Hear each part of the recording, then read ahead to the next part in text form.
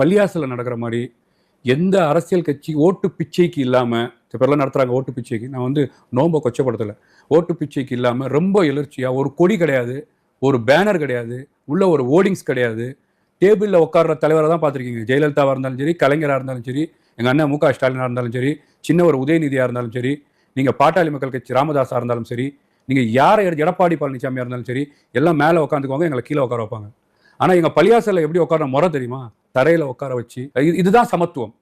சமபந்தி சமத்துவம். நீ ஏழை, நான் பணக்கார, அவருக்கு பக்கத்தில் உட்காந்துக்கிற பெரிய ஏழை. அந்த மாதிரி ஆள் தான் உட்காந்தாங்க. நான் அப்படியே ஒத்து யார் தான் இருக்கிறாங்க. ஒருத்தர் வந்து பார்த்தீங்கன்னா அவர் வந்து பார்த்தீங்கன்னா ஒரு ஆலிம், இதுக்காகவே வந்தாங்கன்றார். எங்க வந்தீங்க? ரெடில்ஸ்ல இருந்து வந்தேன்றார்.